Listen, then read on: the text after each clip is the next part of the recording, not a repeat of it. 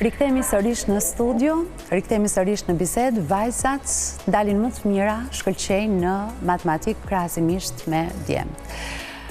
Në auditore, shkojmë dhe njëherë tek argumenti i auditorit dhe tek ajo që bën përshtypje tek kirurgjia, që ka qenë një ndër fushat e dominuara nga doktorët. Dhe duhet tjetë. Tashmë. Dhe duhet tjetë, pavarësisht të tendencës. Ky raport është përmbysur. Është përmbysur, ndjeshëm, vitet e fundit që meshkujt nuk preferojnë më kirurgjinë si disiplinë zhvilluese të profesionit tyre të ardhshëm, po preferojnë klinikën në tërësi. Ndërkohë që femrat janë edhe me arreviste ndoshta, doktoreshat edhe kërkojnë të qasen drejt një specialiteti me karakteristika mashkullore në gjykimin tim. Jam pak paragjykues në këtë aspekt, por e diskutoj shpesh edhe me to, sepse profili individual është shumë i rëndësishëm për të kuptuar dhe fiziologjinë. Pra, femra është shumë e rëndësishme dhe është një familjare e cila ka kujdes edhe mbi fëmijët dhe në këtë pikpamje një operacioni cili mund zgjasë më shumë se sa një ditë pune, nuk mund të ketë të njëjtin përkushtim nga anja e një profesioniste, një doktoreshe, në të kundërt siç mund ta ketë për shembull një mjek. Por nuk është problemi këtu, për ta qasur. Domethënë, unë mendoj që aktualisht orientimi drejt femrës se gjitha këto në shoqëri janë pa diskutim të kuptueshme dhe investimi shoqëror që Shqipëria bën për edukimin e fëmijëve dhe kjo ka rezultatet e saj. Unë gjykoj që ne kemi një problematik madhore në raport me shkencën në tërësi.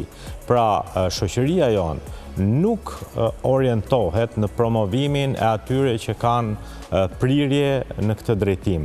Pra, një nxënës i cili ka prirje të forta në shkenca, në matematika apo në fizik, nga vetë sistemi nuk është se mund të promovohet për të pasur një korsi të dedikuar, të suportuar në nivelin më të mirë të mundshëm që ai të jetë komod, qoftë duke studiuar matematikën apo inxhinieri matematike ndoshta, apo elemente të tillë të cilët do t'i rikthehen më vonë shoqërisë përmes mbështetjes atij dhe familjes tij ndoshta. Për të mos u larguar nga ky argument, çfarë ndodh me një nxënës apo nxënëse që ju e shihni se ka një prirje të jashtëzakonshme në matematikë apo në fizik? Atëre, ne si mësues, këto nxënës, me thënë të drejtën, në vitet e fundit i gjem shumë të rrallë, që janë ekselentët, sidomos në matematikë, fizikë, kimi, biologji, janë këto shkenca.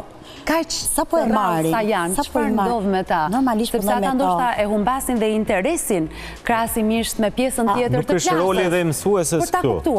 Pra, nëse një fitues olimpiade, çfarë bën ky fitues i Olimpiadës Matematikës? Me çfarë vlerësohet nga ana e shtetit shqiptar? Si shpërblehet? Nuk shpërblehet. Minimaliste, mirënjohje. Domethënë, po nuk është se shteti mund të mbahet përmes mirënjohjes apo familja apo individi. Pra do program të posaçëm se si mund të shpërblehen ekselencë. Trajtohet diçka më ndryshe për ta kuptuar kjo është çështje sistemi.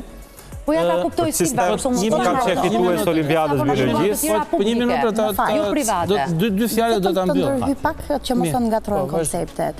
Atëherë, për nxënësit e olimpiadave, për talentet, që të kalojmë te talentet e olimpiadat, fëmia duhet të merret me olimpiadat, me mësimet që janë ekstra që në fillimet e shkollës. Nuk mund të marrë një nxënës olimpiade me një tekst shkollor. Pikërisht. Pra, që në momentin e parë që në arsimin fillor që këto nxënës shkëlqejnë, bilesa mund të them që këto evidentojnë që në kopësht, që në moshën e hershme, dhe këto duhet të merren pikërisht mësuesi. Jam dakord me çfarë duhet të bëhet, po çfarë bëhet? Ka mësues të cilët me të vërtet punojnë ekstra. Ne për shembull punojmë me nivele. Pra kjo është në ndërgjegjen e mësuesit. Në vullnetin e mësuesit, po jo të sistemit, pra. Personalisht, ne në sisteme kemi punojmë me nivele. Pra, do të punojmë me ajsa nxënës, kemi me nivele dhe për nxënësin që ka një nivel që nuk arrin dhe me ekselencë. Suporti ndaj nxënësit, cili është? Ne përpiqemi të kthejmë përgjigjen. Me sistem, ne kemi që ne do punojmë me nivele po brenda klasës. Po pra, praktikisht nuk bëhet asnjë gjë, rrotullohemi aty dhe praktikisht nuk i ofrohet asnjë gjë një fëmijë i cili ka tendencën që të jetë një shkencëtar i vërtet. Shteti ynë nuk i mundson kur gjë. Edhe këtu po flasim me një fitues olimpiade, i cili un kam konkuruar si gjithë të tjerët për në universitet, kam pasur të njëjtën qasje, asnjë suport. nga ana e politikave konkrete. Kjo patjetër ka qenë në vitin 2004, jemi 22 vite më vonë, unë i kam ndjekur dhe nuk shoh, nuk gjej asnjë element suportues. Dhe në këtë pikpamje për 2 dekada ne nuk shohim që edhe kjo patjetër që mbas 2 dekadash kemi këto rezultate. Ndoshta mbas 2 dekadave do të kemi rezultate shumë më dyzuese nëse ne nuk kthejmë vëmendje nga promovimi, suporti dhe politika konkrete suportuese, evidentuese dhe promovuese të këtyre nxënësve. Pra ka të bëjë me politika dhe me sistemin. Unë e di që ti personalisht e bën këtë gjë, po kjo varet vetëm nga ndërgjegjjen e nuk është lidhje vullneti mësuesve. Lutem, lidhje me sistemin duhet kemi parasysh një gjë, që në Shqipëri nuk ka asnjë institucion kërkimor shkencor. Normal që s'ka, se po nuk u mbështeten që në vegjëli. Në momentin që nuk ka asnjë institucion kërkimor shkencor, nuk ka se lutem, më le ta mbare. Nuk ka ky person, infermierja ime merr të njëjtën pagesë me mua si profesor, nuk do të ketë kërkim shkencor. Nuk të ndërpreva. Nuk më intereson fare pagesa e infermierës, ndoshta infermierja mund të marrë edhe më shumë se ty, sepse i takon. Në lidhje me sistemin, nëse një nxënës i mirë nuk ka se ku të shkoj që të shikoj se ç'a bëhet, çfarë do bëhet ai kur të rritet, ai nuk ka fare nxitje personale. Tjetër, nga ana e shtetit, flasim për shtetin, meqense nuk ka institucione kërkimore shkencore të cilat të paguhen nga sektori publik, atëherë si mundet që sektori publik t'i thithi këta dhe t'i thot, prit se ti doli mirë matematik, do punosh te ky institucion kërkimor shkencor se na duhesh, apo ke darë mirë në biologji apo në kimi apo diun. Marrim sektorin privat. Sektori privat në Shqipëri, jo se nuk është i fuqishëm, mjaftueshëm, po ende nuk e ka kuptuar sektori privat që në fushën ku operon të ngrej një institucion kërkimor shkencor që t'i shërbej vetë sektorit, të shërbej vetë biznesit privat. Këto dy gjëra na çalojnë. Jeni duke thënë të njëjtën gjë. Jeni duke thënë të njëjtën gjë, Enrico. Është sistemi. Nuk ka ç'a të bëj zonja vetëm sepse evidentovi një nxënës apo një nxënëse të mirë. Zonja është për t'u vlerësuar, për t'u falendëruar për angazhimin kontributit. Me dëshirën e vet. Po nuk është çështja e dëshirën e vet, se edhe ka fëmijë. Po jo, se nganjëherë i themi këtyre mësuesve që ç'a po bëni ju kurse po bëni kurse mbasdite për të marrë lekët. Po përkundërse është një mundësi që familja ja kërkon me ngul mësuesve për të edukuar më mirë fëmijët e vet. Sepse sistemi nuk e ofron. Nëse të them një diçka. Sistemi vetëm në vitin 1990, jeni të tre duke thënë në vitin 1990, vetëm në sistemin e bujqësisë dhe të ushqimit ka pasur 35 institucione kërkimore shkencore. Vetëm sistemin e bujqësisë dhe të ushqimit, cilin unë e njoh mirë si sistem. Kam punuar në atë. 35 institucione kërkimore shkencore që mbështesnin universitetin bujqësor, mbështesnin kërkimin shkencor për të ecë bujqësia përpara. Ku është bujqësia shqiptare? Atë po themi që duhet vëmendje, duhet fokus dhe duhen politikat enkas. Edhe 5 matematikantë mirë, edhe 5 matematikantë mirë që kishim në fushën e bujqësisë kanë ikë gjithë në Amerikë. Ajo që dua të them unë është që duke parë sistemin e sotshëm dhe nga eksperienca që shoh shumë prindër që kanë fëmijët me të vërtetë që kanë dalë edhe në olimpiada, nëse ka edhe shkolla në Shqipëri që me të vërtetë nxjerrin fëmijë shumë të përgatitur, por nuk dua të përmend emrat e tyre. I shohin fëmijët e tyre jashtë. Domethënë janë vetë familjarët që investojnë që këto fëmijë ta tregojnë talentin e tyre diku jashtë. Nuk gjejnë mbështetjen e dur këtu në Shqipëri dhe i nisin domethënë për të ecur akoma më përpara. Pastaj nëse ai si fëmijë nesër që zhvillohet, rritet, krijohet, do të kthehet apo s'do të kthehet është vendimarrja pastaj e tij. Si do të përkthehet e gjithë kjo në tregun e punës pas 15 vitesh? Tregu punës në këtë kuadër do t'jetë se mas 15 vitesh. Ne kemi realitetin sot. Jam dakord, por me qënë se ju referohemi 15 vjeqarve, një 15 vjeqar sot pas 10 apo 15 vitesh, do t'jetë në tregun e punës. Tregu i punës aktualisht më falni vetëm diçka. Jo vetëm kirurg, jo. Mësues matematike. Si është sistemi sot? Ne kemi vështirësi shumë reale në sistemin e ciklit para universitar, në tërsi për të gjetur mësues matematike. Shkollat tona, edhe fal shpopullimit dhe shkollat janë mbyllur kështu, kanë vështirësi reale në identifikimin, gjetjen, punësimin dhe përgjithsisht për vitet të tëra, gjatë tyre 2 dekadave të fundit, ato që kanë studiuar në matematikë dhe në fizikë kanë qenë nxënësit më të dobët sepse nuk preferohe. Dhe sigurisht që e ardhmja do tjetë edhe më problematike nëse me këto mësues të rinj, të cilët janë insertuar së fundmi në sistem, nuk investohet në programe të posaçme trajnimi dhe rezultati do tjetë edhe më problematik në këtë drejtim. Së pari, së dyti, në qoftë se ne nuk kemi qartësi në suportimin e këtyre degëve prioritare për edukimin kombëtar, ne patjetër që do të manifestojmë edhe më shumë problematika se sa kaq. Mund të dëgjoj pak të lutem, sepse sa po thatë që janë diplomuar mësues matematike dhe fizike studentët që kanë qenë nxënës me një mesatar shumë të ullët. Kanë hyrë në sistem. Kanë hyrë në sistem. Për 2 dekadat e fundit po flasim. Për 2 dekadat e fundit. Tani, ne po flasim për para 2022-shit ka kaluar një 4 vjeçar. 2022 duhet marrim parasysh domethënë testin e PISA-s që ka patur edhe pandemin, nxënësit kanë qenë 3 vjet që ka patur akoma atë pandemin, kanë qenë online. Si ka mundësi që me të vërtet sistemi jonë paska, se këto kanë dalë, studentët dobët kanë dalë në sistem dhe japin mësim. Si ka mundësi që kemi akoma nxënës që po shkëlqen në matematik, kur ju sa po thatë që mësuese matematikës dhe të fizikës vinë nga një nivel shumë i dobët e një mesatar shumë të ullët. Nxënësit të shkëlqen do të ketë gjithmonë. Edhe në universitet, por katalizatori kryesor është mësuesi. Ka student të shkëlqyer që të habisin me nivelin e tyre të përgatitjes, nivelin intelektual dhe potencialin që manifestojnë. Po në tërësi, sistemi ynë nga cikli parafillor edhe deri tek ai universitar është në një gjendje të jetë problematike. Dhe duhet jemi realistë, se po i thamë gjërat jo reale, nuk e ndihmojmë realitetin. Nuk e di nëse jeni updateuar me të rejat më të fundit në arsim? Të rejat në çfarë drejtimi? Me Në drejtim e edukimit shëndetësor, po me këtë arsimin e edukimin e matematikës... Që kanë ndryshuar kurrikulat, që janë futur... Kurrikula në drejtim të edukimit shëndetësor është tejet problematike, këtë e di mirë. Jo që do të ndryshoj situatën nuk është fusha ime ekspertizës. Në të vërtet tregu punës po dominohet dhe do vazhdoj të dominohet nga femrat, por ajo që do vërehet në vitet e ardhshme është që femrat do dominojnë nivelet e larta manageriale. Deri tani nuk e kanë dominuar femrat nivelet e larta manageriale. Do t'i dominojnë femrat. Kjo është një pikë e diskutimit. Ky është ndryshimi që pritet për diskutonin, por kanë vetëm një pyetje. Por nuk ka çfarë diskutosh, përderisa kam shumë femra në Shqipëri se sa meshkuj, vendet e punës do t'i zënë femrat. Probabiliteti pastaj është femra. Kjo është. Përderisa, sidomos në mosha 25 deri 25 vjeç. Nuk do të jemi më kjo shoqëria maskiliste ku punën e bëjnë gratë, mosha 25, mosha 25-25 vjeç në Shqipëri, kam shumë femra se sa meshkuj, jo se s'ka meshkuj në Shqipëri, po kanë ikë shtetit në migracion. Deri në moshën 18 vjeç, piramida demografike është 50% e 50%. Mbi moshën 45-50 vjeç, piramida demografike është 50-50. Është ligji i natyrës.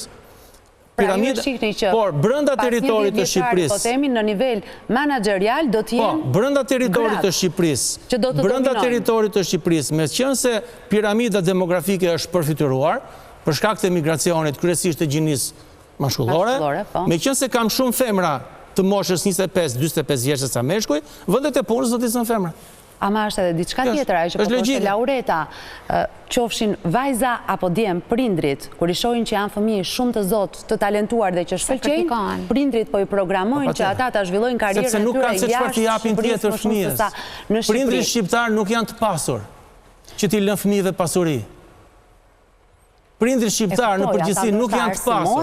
E vetmja pasuri që një familje normale shqiptare mund t'i lërë fëmijës është që të arsimoj fëmijës. Kjo është. Silva, sa nxënës apo nxënëse që janë me notën 10 duan që në të ardhme të bëhen mësues? Atëherë, nxënësit që janë me 10 kanë prioritet, punojnë shumë që në klasë 6 mendoj për mjekësi, ose për inxhinieri, ose arkitekt. Këto janë prirë, këto që janë shumë të mirë.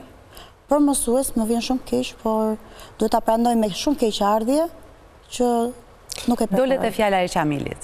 Po. Kjo ka shumë dekada që ndodh. Fatkeqësisht, unë mendoj që dhe mjekësia do të jetë është një tendencë si pasojë e një manie të familjeve shqiptare që patjetër një fëmijë duhet ta bëjnë mjek, pasi mendohet që ky është një profesion që krijon shumë të ardhurë. Në këtë realitet që ne jetojmë, situata do të ndryshoj shumë shpejt edhe këtu. Pra, jo më vonë se një dekadë, ne do të kemi shumë vështirë, pra në të njëjtën situacion që është matematika sot, do të jetë dhe mjekësia e nesërme, pasi ky profesion nuk krijon të ardhurat e nivelit të pritur dhe është një profesion tejet i vështirë që kërkon shumë impenjim dhe shumë mund. Dhe në këtë pikpamje, niveli i arsimimit, impenjimit me të ardhurat që krijon, do t'jetë një sfidë për shoqërinë, po kjo është për post një dekade. Deri në atë moment, patjetër që familjet do të vijojnë me investimin, por kjo është një tendencë e cila po ndryshon në favor të teknologjisë e informacionit. Prej të paktën një dekade, shohim që kërkesat masive janë të atashuara pranë teknologjisë e informacionit. Në qoftë se do t'i shikojmë, po tani e kam radhën unë, se ta lash një fjalë. Nuk e kam dëgjuar laureatën fare. Do ta shumë shkurt. Në qoftë se do shikojmë cilët janë njerëzit më të pasur në botë. 90% janë që merren me biznes. Çfarë moshe janë? Gjithë. 3-4% janë që merren me muzikë, me art. 2-3% merren me sport. 1% janë shkencëtar. Ka studim për këtë? Po. Kaq kisha. Ata biznesmenët janë ata që trashëgojnë. Se mund të konkludoj, domethënë diçka nga gjitha. Me shkencë nuk pasurohesh. Jeton, por nuk pasurohesh. Tek pjesa e Po jeton në nivele shumë të larta. Nëse do shkaj të pjesa profesorët për pjesën e mjekësisë. Ndryshe nga Shqipëria që një shkencëtar rrezikon dhe të mbylli muajin me shkencën e tij. Unë jam dakord me çfarë tha faktikisht profesorët për pjesën e mjekësisë. Fatkeqësia sa po thoni. Por duke qenë se duhet ta lidh pak me politikën. Më thënë, vërtet familjet kanë kërkuar që fëmijët e tyre të shkojnë në mjekësi. Por ka qenë edhe të themi edhe interesi ekonomik, jo vetëm për këtu në Shqipëri, po kanë qenë me mendimin si për infermierët ashtu dhe për mjekët që nisin shkollën, e mbarojnë dhe shkojnë punësohen jashtë. Më thënë, nuk është që tendencë, nuk është më kjo tendencë. Mendohet se, po nuk vazhdon. Ka së paku 2 vite e cila ka ndryshuar si qasje. Jo për infermierët, flas për mjekët. Edhe këtu jam dakord. Por për infermierët vijon e njëjta situatë? Vijon me ritme të shpejta, po tregu po konsolidohet. Dhe nëse politika do ta menaxhojë me sukses këtë gjë, ne do të kthehemi nga një vend eksportues të profesionistëve mjekësor në një vend importues brenda jo më shumë se 5 viteve. Po kjo kërkon një strategji të qartë dhe mbështetje të sektorit dhe në shumë pak kohë ne kthehemi importues në nivelet të konsiderueshme. Por kjo varet nga vendimet që do të merren dhe nga politikat që do të ndiqen. Pikërisht këtu domethënë doja të dilja te pjesa e politikave dhe është kryesore domethënë që të merren masa edhe në lidhje me promovimet dhe me nxitjen për të krijuar sa më tepër të themi mësues të matematikës, po si mund të bëhet kjo? Janë të gjitha çështjet politike, se si mund ta çojnë domethënë zhvillimin duke i nxitur edhe nga ana financiare, duke i dhënë një nxitje edhe atyre që shkojnë të punojnë ekstra në përreth, siç u bën një pjesë kohë edhe me mjekët që i rrisnin pagën domethënë që të kishte mundësi të punonin në përreth. Kështu që gjithçka ngelet tek pjesa e punës së politikës. Aty mbetet gjithë zhvillimin, nëse këta kushdo që tjetë promovon, domethënë nxit pjesën e politikave arsimore që të kenë mundësi të shkojnë drejt degëve të saktuara që po shkojnë drejt zhdukjes, ne prap do kthehemi domethënë tek pjesa e arsimimit ashtu siç duhet dhe që të kemi mundësisht edhe zhvillim akoma dhe më tepër dhe të arsimit dhe ngritjen e nivelit të nxënësve dhe studentëve, se në fund fare, unë si e shoh unë, duke parë nivelin e shkollave sot, neve çfarë na vijnë në përzyret e kontabilitetit janë në nivel shumë të ulët, lëmë për të dëshiruar. Kështu që po them në pjesën e ekonomisë, pavarësisht se janë vajzat ato që janë më të mirat, për pjesën time. Dhe ti ke zgjedhur. Kam zgjedhur, por sido që tjetë është pjesa e arsimit ka nevojë në të gjitha degët e saj, ka nevojë për një nxitje dhe për një promovim akoma më të madh. Pra, si që shohim, vajzat dhe gratë nuk janë më vetëm më të zonjat për të bërë ekonominë brenda mureve të shtëpisë, por edhe jashtë. Po, në qoftë se do të shikoni pjesë edhe në nivel managerial. Në sektorin privat, pjesa më e madhe e punonjësve në zyrat e financave të kontabilitetit janë femra. Jemi të fjalja e fundit. Të paktën 90% janë femra. Unë jam e kënaqur sepse në lidhje me rolin e vajzave dhe grave, edhe si përmarrëse. Se shoh domethënë që janë të forta, janë rritur, kështu që më jep krah kjo. Gafat më të mëdha në parlament i bëjnë femrat. Kjo na çon në një tjetër debat. Kjo është tjetër debat. Jemi të fjalja e fundit e mesazhi i fundit. Po pra. Para çfarë niveli sjell në parlament. Unë mendoj që me të vërtet femrat janë të suksesshme, por duhet ta shikojmë në këndvështrimin që me të vërtet ne po fuqizojmë femrën, po fuqizojmë të ardhmen. Se femra pavarësisht është vetëm femër, është pas që ajo që lë pasardhës. Dhe një femër e kulturuar me një sukses, normalisht dhe familja e saj do jetë e suksesshme. Do të edukoj Patjetër. brezat.